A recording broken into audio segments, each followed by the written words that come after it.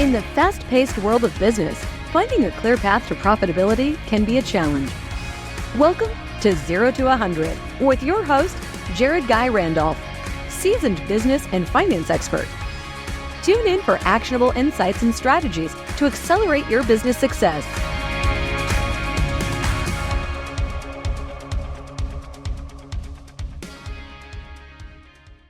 Welcome everybody to 0 to 100. Today we have Bill LaPiana of Paxton Financial, and we're going to talk a little bit about creating more profitability in your business, what an exit could potentially look like, how to be tax efficient, all of the little tidbits that make your business worth more money. Bill, welcome. Hey, Jay, how are you?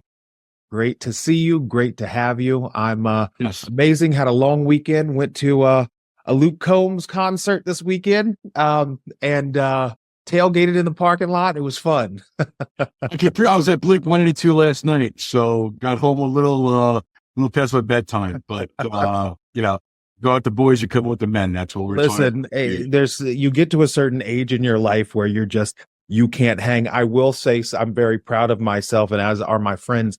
At 40 years old, I shotgunned my first beer on Saturday, and apparently I did it like a pro. So I am very proud of myself. But you have to find those times to relax and have fun, especially with family and friends, with these crazy businesses that we run. Yes, I agree.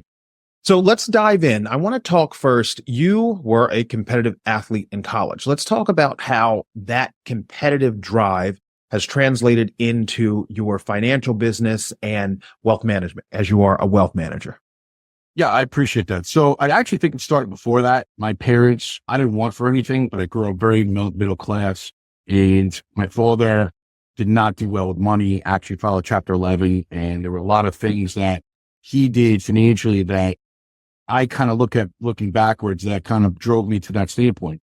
Being a two-sport captain in high school and then playing college football at the University of Albany, that drive brought me to how I can really help my clients and how I can increase their profitability, how I can bring value to their bottom line, most importantly. Right. So that's actually interesting that you say, because there's so much psychology that goes around money and financial management. It's one of the reasons why we have these conversations on 0 to 100 is to basically have a safe place where entrepreneurs who are successful in their businesses but want to take them to the next level can have those real conversations. And it's actually something I struggled with for many years, because growing up, money to me was insert here.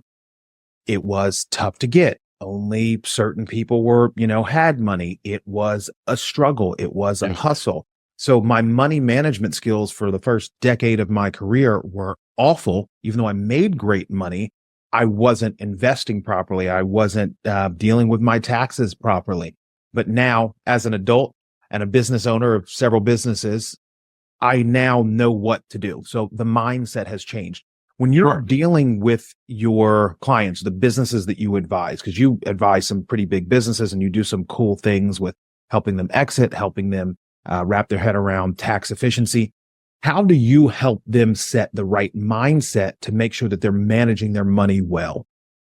Great question. So first of all, I'm a certified exit planner or a SEPA. So one of my niches is helping clients with highly appreciated assets look to help the firm or mitigate at an exit, whether they're selling real estate, whether they're selling the business, whether they're selling a multitude of strategies. So my big philosophy in methodology is not what you make, it's what you keep. So when you're talking about business owners, two of the biggest issues that come across in my experience are employees and taxes, right? So how do we help mitigate some of those strategies? Depending on the business owner and profitability, the first thing I'll always ask, do you have a pension set up? And they might say, oh, I have a 401k.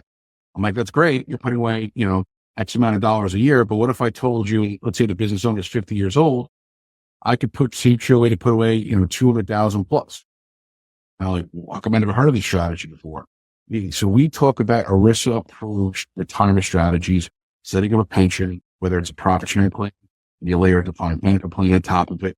And then that's kind of the first step into how do I help mitigate taxes through my business, A, and then B, I'm giving my rank and file, I'm giving my team a little bit of access here. And it's from that standpoint, they appreciate that. So it's a way to really bridge that gap from A to B. So you said that you have plans where a small business owner, and small business owner is relative. It could be $3 million a year. It could be $30 million a year. But Still considered small business. So is that $200,000 that you would be putting away tax-free? Well, nothing's tax-free, right? Okay. Because unless you're buying a tax-free municipal bond, that's or triple tax-free municipal bond. So what happens is, depending on the size of the business, how many employees, the demographic, there are a lot of things that go into it. We bring in a TPA, third-party administrator, and what we do is we take a census of the company. So say the company's got 10 employees, 50 employees, whatever it may be. We look at the demographic, the name, the job classification, salary, so forth and so on. We'll then come back to them with the solution. Okay, here's how much, based on your age and demographic of the company, you can put away, and then you got to give to the rank and file. But typically, again, you could be keeping anywhere from 80, 85 to 90% of that, which are all tax deductible. So it goes into a retirement account where you're getting a tax deduction up front and a gross tax deferred at a later time.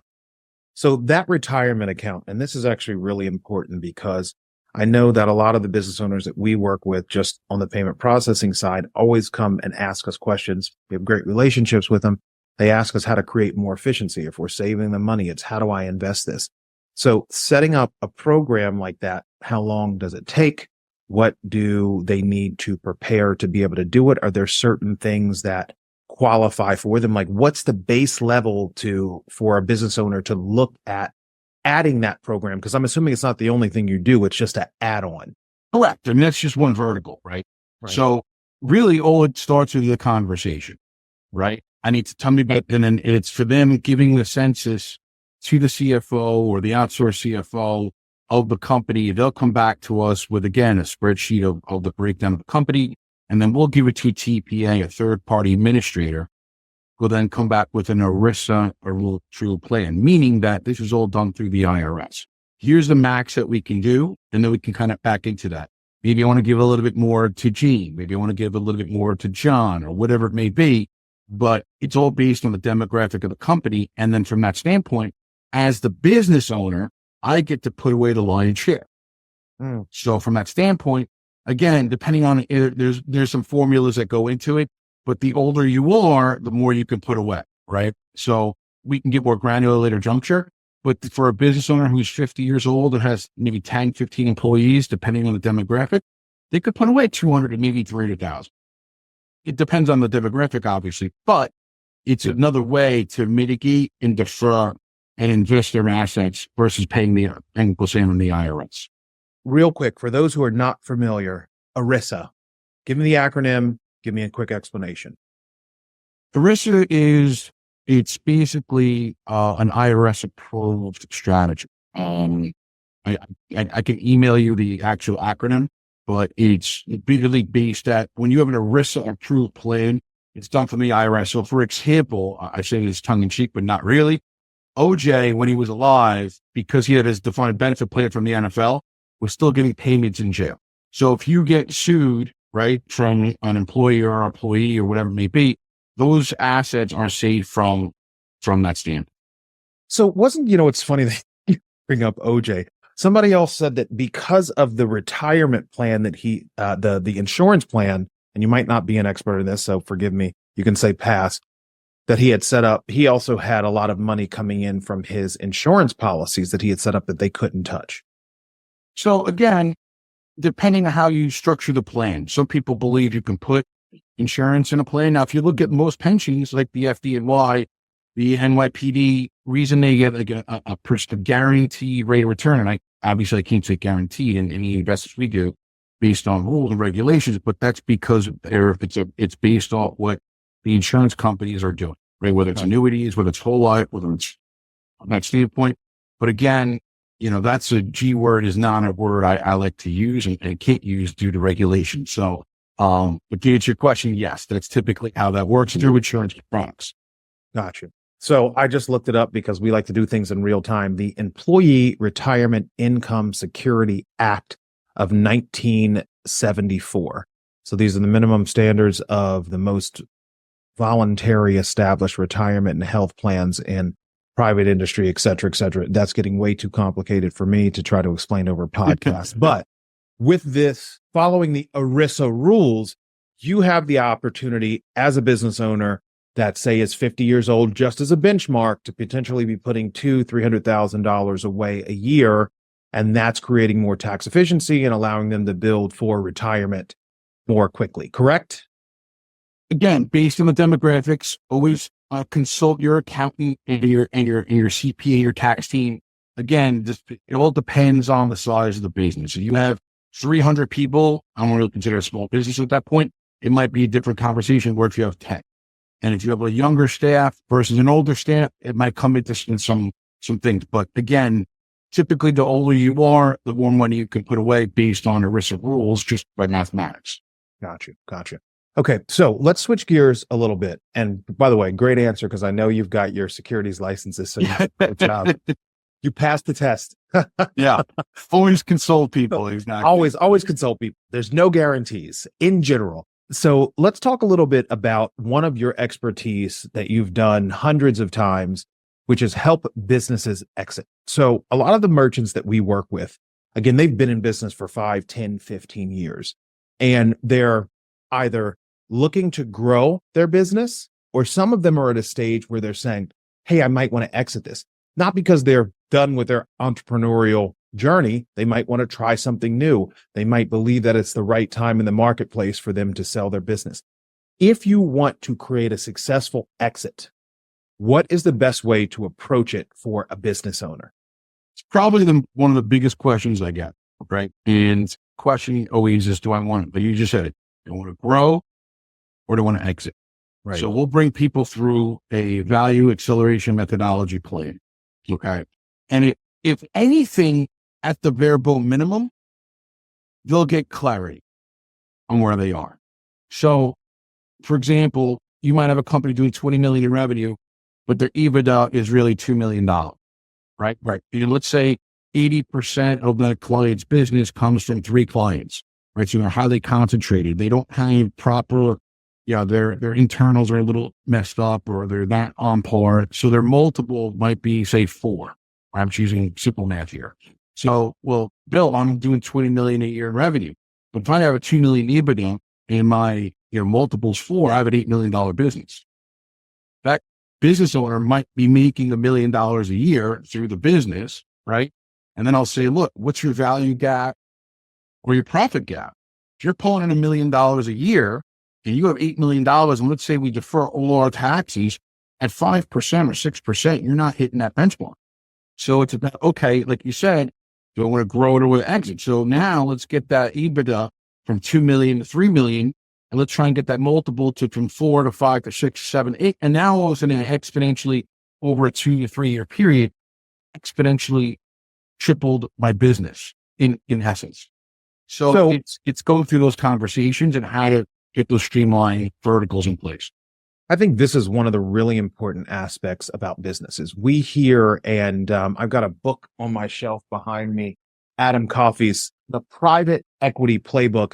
Great book if you want to understand what exits look like. However, he talks about what I believe to be a lot of unicorns in that book. Still a great book to understand how to create more value in your business to increase multiples. How are multiples determined when you're depending, and obviously it's different for every industry, but how are multiples determined when you are valuing your business? It's a multitude of ways, right? Where's my revenue coming from? Okay. Where's my working capital? Where's my social capital? How are my processes in place? Right? So, and then getting into the exit, these are all different areas that we focus in on, that we'll have a conversation with the client. And then we'll talk about, is your, say your EBITDA is a $2 million number, but really it might be 2.75. Why? Put my car, my country club, my whatever it may be, goes through the business.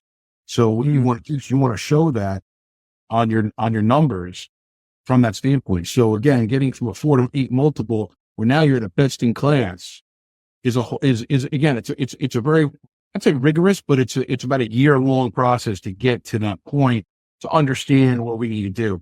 And it's taking 90-day sprints. It's having workshops. It's going through these processes to get to that next level. So we can exponentially grow that business to have a higher multiple.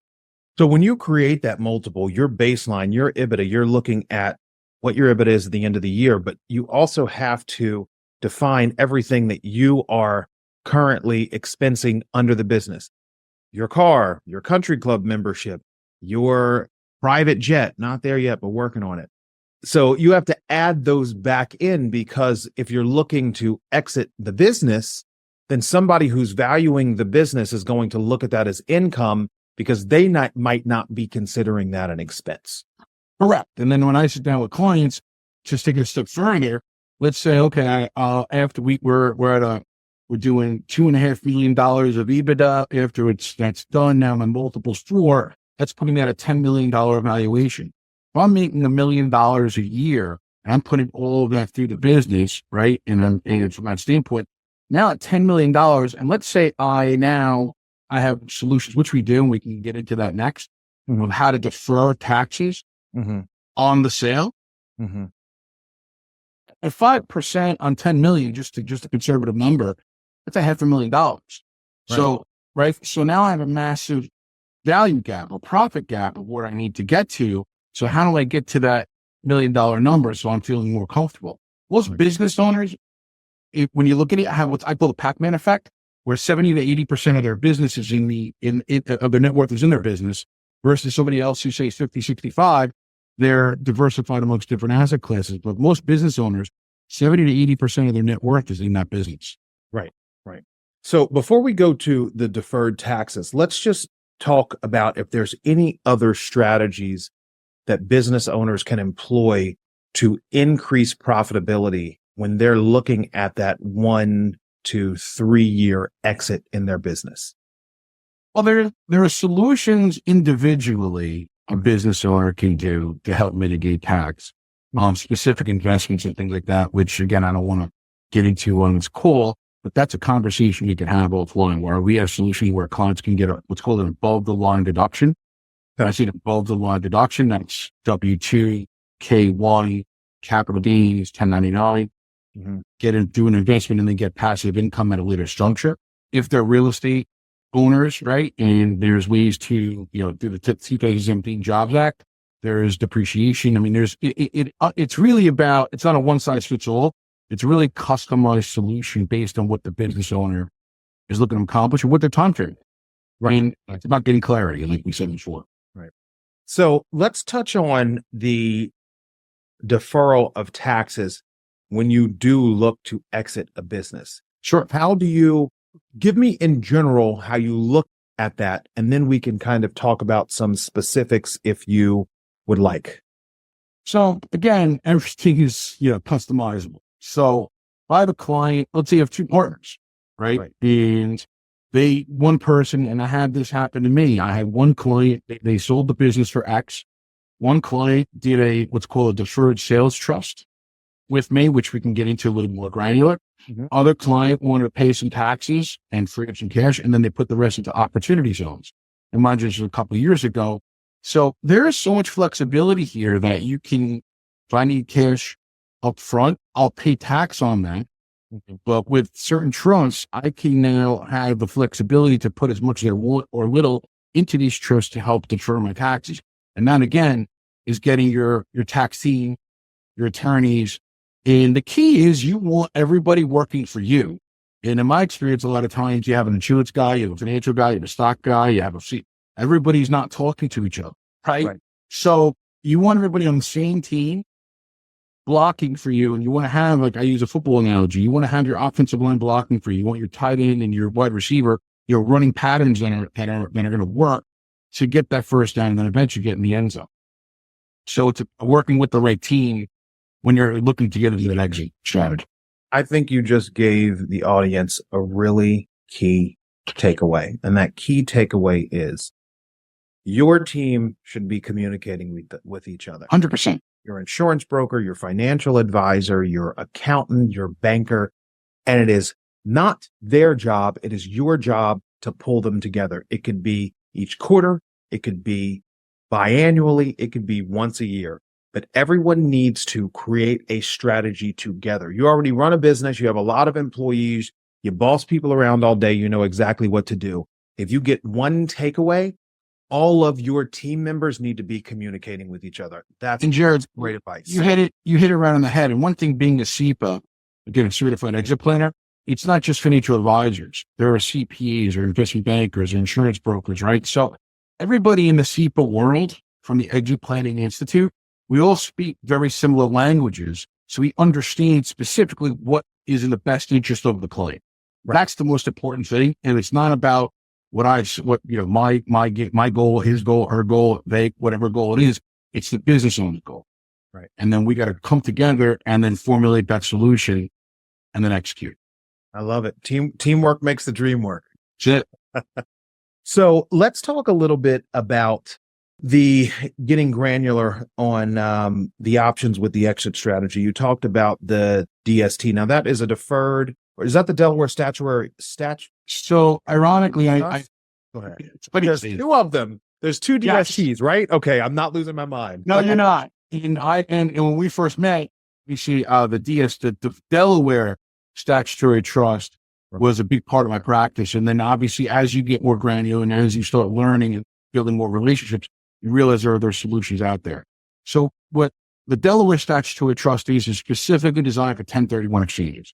So let's say a business owner with, a business and they have a piece of real estate attached to it and they don't want to manage it. It gives them the ability to sell that property, defer their taxes, have it institutionally managed, and then collect cash flow. Or when I say not deal with the time, tenants and toilets going on managing property, which most business owners don't want to do. Okay. Right. The second option, which is can be done, which is much more flexibility, is the deferred sales trust. So in the deferred sales trust, you can actually use this for your primary residence. You cannot buy another primary residence within the trust, full disclosure. Use for artwork. You could use for stocks. You can do this for, it's really any type of highly appreciated asset. Mm-hmm. So looking at deferred taxes. Right. So in a nutshell, it's a structured installment sale. So we use section 453 of the code. Mm-hmm. And what happens is you set up a trust prior to the asset, then goes into the trust, the trust buys the asset in a cashless transaction. And then who's ever buying that business instead buys the trust. Let's use a number, $10 million for this conversation, or just simple math. Now, Yeah. $10 million goes into the trust, right? There's fees that go into it across the board and from that standpoint. And then now the trust owes a promissory note to the business owner. And they decide what for the legalese is preordained, whether it's 9, 8, 7, 6%. They decide what the promissory note is. At that juncture, myself and a trustee who's arm's length away, we design and customize a portfolio specifically designed for that business owner. Now think of that trust like a supercharged IRA. So now I have $10 million in this trust. Everything is brain tax deferred within the trust. Mm. And most people, when they sell their business, they need income. So then I'm going to design it, right? So let's say that client gets 5% a year or $500,000 from this conversation from that $10 million exit. And I design it where they're going to have money coming in on a monthly and or quarterly basis. Mm-hmm. Everything internally will tax deferred. There will be taxes on the money coming out, but that's on the gross number or that $10 million number versus that, $6 million-ish number, what they would get if they did nothing in your plan. Gotcha. So that's a way to create some substantial, the DST, the deferred statutory trust. Deferred sales trust. Excuse me, deferred sales trust. I'm mixing it with the Delaware statutory set. So deferred sales trust. Correct. Deferred sales trust create more tax efficiency for your existing assets. And this is something that is good for business owners. Speak to your financial experts or call Bill LaPiana. He can tell you exactly what to do. So Bill, let's talk a little bit about, before we get into a conversation on real estate and how real estate is a value add for owning real estate because of the depreciation for owners. Sure.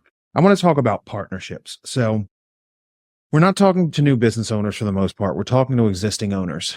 And when the conversation of exit comes up and you have multiple owners of the business, they're not always on the same page. Right. How do you deal with and really efficiently deal with, or create boundaries or structure around getting to an exit or buying a partner out where it doesn't become contentious? How do you get ahead of that? Gently. Catch the monkey gently, as my friend Pippa's father used to say. This is always, doing, mental gymnastics, right? So again, depending on the dynamic, right? Whether it's a family business, if it's family business, right? There might be there's going to be interdynamics where, you might have the grandfather who ran the business, the father ran it to another level. And then this, so there's all different types of dynamics. Let's say you have 2 partners or 3 partners in this example, where you mentioned real estate in a 1031 transaction. Let's say they're all on an LLC. They have to go lockstep into the next property. Unless they do what's called a drop and swap, right? Drop into an LLC, 10 in common, and go separately, and then they can go the separate ways. With selling a business, right? With using a deferred sales trust, each owner can go their separate ways, have their separate trust. And then again, it's not an all or nothing proposition. So let's say I'm coming in at 10 million. I want 2 million up front. I can then pay the tax, and I have other solutions. We could talk about how to mitigate that a little. But from that standpoint, everybody can kind of say, hey, you know what? I only want to pay this in tax. I don't want to do this or whatever it may be. Again, talk to your advisors, talk to your tax team. But again, as we get granular and we're into that point, that's where we get very creative. Right. And using the right attorneys that know every nitty-gritty of how these solutions work. So it's what you're saying is, with an exit and you have multiple partners, each partner can do what they want to do with their proceeds. Let's say we've got a situation where there's 3 partners, 2 partners want to exit, but the one partner does not want to exit. What is the best way to value the business and structure a buyout for those 2 partners? Depending on again, one of the main things you want to do when you're starting a business, and it even might be in the back of a napkin, is the structure initially. Right. Next thing, then what happens is we all look, I had a partner. We were, a handshake tree in 2004. We grew it to a certain point, and then I got screwed 8 weeks of Sunday because I wasn't properly structured, right? Full disclosure. So I could tell you everything not to do from personal experience. Well, that's what I was alluding to, Bill, is because I feel like a lot of entrepreneurs out there have built success and it wasn't necessarily planned, and they don't actually have a real structure to solve problems or to create an exit with their partners. So we're midway through a business. We're 10, 15 years in, and one of the partners, wants to exit or does not want to be involved anymore. How do you create a situation where everybody can get what they want without causing a legal battle? Well, again, that's the thing. You want to have your tax team and your attorneys in place, right? And you have to understand that, right? That's number one. And then it's okay. Let's sit down. Let's have a conversation. John and Gene might want to sell, but Joe doesn't. And like you just said, how do we get to that? And it's understanding the value of the business. Going back to the multiple question, right? What's my social capital? What's my working capital? What have you brought in, right? How is everything broken down? Do I have the proper processes in place, right? Where if I'm being bought out, that's attractive to somebody if all these processes are great. But if it's, John Doe's been a client of mine for 12 years and that's 80% of the revenue, we're having a different conversation. Right. Because private equity, as you know, right, is buying up everything now, especially in the accounting world. And it's black or white. There's no gray. It's like, we want to do this. We want this many hours. We need to build from that standpoint. So that's the conversation you need to have. And then if John and Gene want to buy out Joe, then they have to come up with a number. What's that number? And it's all based on an independent valuation. Right. And that's the whole premise. So one thing that I have learned over the years is that no partnership is equal. So the equity ownership should not be equal. It is really tough to go into a 50-50 partnership with anyone, even if it is your husband, wife, brother, sister, best friend. Be very careful. Make sure you clearly define what everybody is bringing to the table. And in the beginning, figure out what that is worth so you don't have issues over the long term.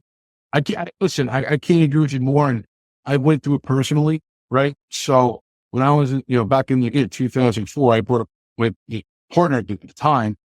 I was 24 years old. I was like, all right, here's what we're going to do. And then, the business grew. And then all of a sudden, he screwed me with Sunday and stole 80% of my book. So I had to rebuild, and, you live and learn, and it's all about relationships.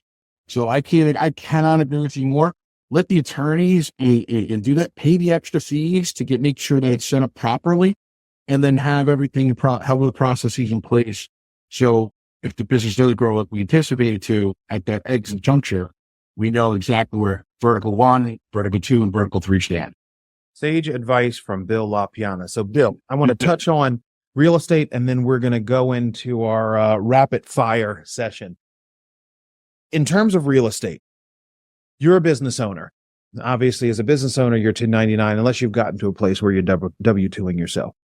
Talk to me about real estate ownership and how you create tax efficiency through real estate ownership. And the reason I'm asking this question is I listened to a great podcast that Alex Hermosi did, and he was talking about the founder of Panda Express, how he's basically bought all of the real estate through depreciation, and they're making $1 billion a year. He owns all his real estate on top of having the franchise, which I think he's the only owner of the franchise. He basically pays no taxes because of the cost segregation and depreciation of the real estate asset. How does a business owner use physical real estate to create more tax efficiency? Well, you hit on the head. I mean, if you watch the movie The Founder with Michael Keaton, talks about or you read Rich Dad, Poor Dad, and all these, there's different solutions out there on the Grant Cardone. I mean, there's so many different people out there that do that. So again, if you have underlying real estate, you mentioned close egg, depending if it's residential or commercial, you're accelerating the depreciation schedule from 39.5 to 357. Right? From that standpoint, so you're getting from that standpoint, you're getting all that tax depreciation up to you, so that you're, depending on how much money there is in the building, you can then depreciate that down and collect income. That income is highly tax efficient. So when I'm talking to clients about real estate investments, we're going to talk about whether it's fully taxable. We could put that into an IRA. Right. If it's not, let's take advantage of the tax efficiency, because say a 7% return, the guys that you want and our clients might more be like 11%, a tax equivalent yield, because I'm getting that depreciation passed through to me as a quote direct owner. Right. And that accelerated depreciation allows you to offset your income. And correct me if I'm wrong, you can carry that forward as well, correct? Again, I would always talk to your tax team on that, depending on the solution. That could be the case. But I always would say, I would refer to your tax accountant from my standpoint. So talk to your tax accountant if you're not familiar with the accelerated depreciation or the cost segregation. It can be a massive value add. And especially if you're looking to invest in real estate where you are operating your business, or invest in real estate, period. It's something that could potentially offset your income, but speak to the experts. So let's dive into our rapid fire. We'll go quick here, and I want you to just give me the answers off the cuff. So here we go. pH balanced water or Diet Coke? Water. Rabbit or turtle? Rabbit. Little green plastic army men or Sega Genesis? Sega. Sega. I remember when Sega. NBA Jam was much better on Sega Genesis than it was on Super Nintendo. Wait, was Grand Theft Auto originally on Sega? Or was that oh God, what? I think it was PlayStation. That was PlayStation. Yeah, you're right. Okay. If you could only grab one weapon or item during a zombie apocalypse, what would it be? Just a machine gun. Quote or phrase that you think about often. Cost is only an issue in the absence of value. Cost is only an issue in the absence of value. Slam dunk. That's awesome. Favorite movie or streaming series? Goodfellas is up there. Godfather. Wall Street was a favorite of mine growing up, obviously. Streaming. House of Dragon and Game of Thrones. Wait, hold on. First of all, yes, that's a must. Godfather. Tell me you've seen The Offer. It's a series. I have not seen that, and I've heard about it. Oh, it's man. So cool. A couple years ago it came out, right?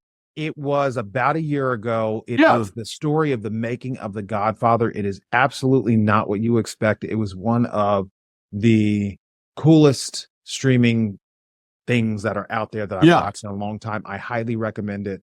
It'll have you at the edge of your seat because apparently it's a pretty real account, and you'd be fascinated to hear how it went. So It's funny. I read up on it, and I just, look, my daughter's 12, my son's 10. We're running a brand as well. There's not a lot of downtime, but when you get some I will look downtime, into that. Yes. yeah, put it on your list. All right. 100%. So dead or alive, if you could pick anyone, who would you have dinner with tonight? George Washington, Why? his father of our country. Good answer.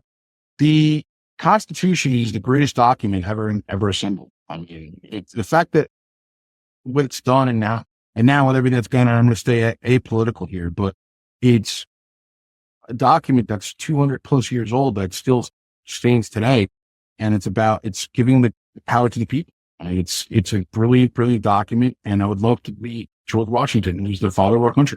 Beautiful. Awesome. All right. So you're a small business. You're doing 10 million in annual sales, and someone walks in and hands you a $300,000 check. What would you advise them to do to 10x their business with that 300,000?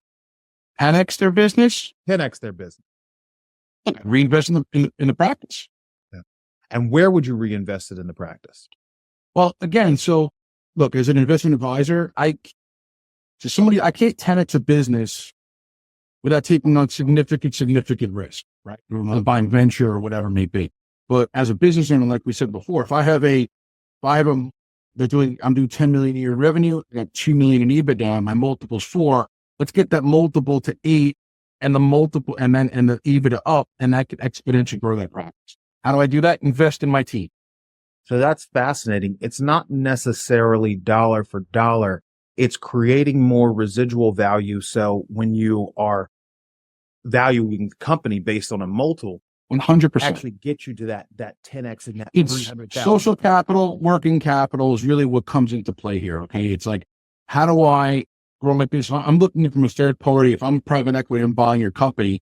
And if, like I said before, 80% of my revenue is coming from 3 clients, right? That might be a big red flag. If I'm the judge, jury, and executioner, I'm the top sales guy in the company, and I'm running the company, that's a red flag, right? What happens if I'm not there? So the key is that when you're having a higher multiple is, if I can step out and not be around, can my business run without me? Right. And having the right processes and team in place that you can now expedite that and great from that standpoint with me not being in the picture. That's what private equity is looking for. So it's investing in that infrastructure of the business from an operational standpoint 100%. to help you exponentially grow that business. That's how you would take that 300,000, reinvest it in the business. Beautiful answer. If I'm a business owner and I'm looking to do that, yes, that's exactly what happened. Awesome. Last but not least, let's talk about one of the biggest obstacles that you had to overcome. Be in your business. It could be in one of the business owners that you advised, and what you learned from it. Look, I said before, I had my business partner stole, or getting to it, 80% of my practice. Right. This was Memorial Day of 2012. Right. Fast forward 3 months into October of 2012. I think we all remember Superstorm Sandy. Mm-hmm. Yeah. I was on 26 Broadway. I had 2,000 square feet. I had to let go of my staff. I had burned through hundreds of thousands of dollars in cash. My income went from here to here. My expenses from here to here because everything was in my name. And my daughter was 1. So we had multiple, what do we do next? So I hunkered down and I reinvented myself again. And that's why I started getting involved with networking and understanding more value. And that's how we met. And having my relationship being versus transactional, being more relationship driven and much more deeper.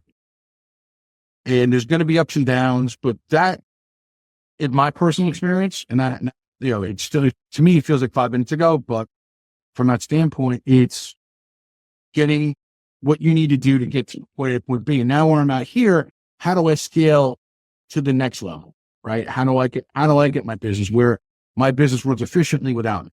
And that's the next step where we are. And it does, but obviously I'm the main cog in my practice. One of the things that I've found in business, and thank you for your candor and being vulnerable and expressing that, because that wasn't something that I knew, and I'm sure our listeners aren't going to know that either, but it's helpful because we've all hit those walls. We've all hit those points where things weren't working. And what it comes down to at the end of the day, you've got to get out there, put your big boy boots on and your salesman hat, or salesperson hat on, and sell. And what you were able to do to restructure your practice, bring in business, build those relationships, that chest to chest is so incredibly important. Those deeper relationships are what drive your business to the next level, no matter where you are, whether you're in business for a year or you're in business for 20 years. It is building those relationships. So Bill LaPiana, that was incredible. Thank you for spending some time with us today and being an amazing guest on 0 to 100. No, listen, Jared, I appreciate it, and I appreciate the time. Looking forward to catching up again. Thank you. Thanks, brother. Bill, it was great to have you. Thank you for joining us for the show today. And if any of the listeners out there want to get in touch with Mr. LaPiana, you can reach him at 212-967-4284 or WLaPiana at PaxtonFS.com. That's WLaPiana at PaxtonFS.com.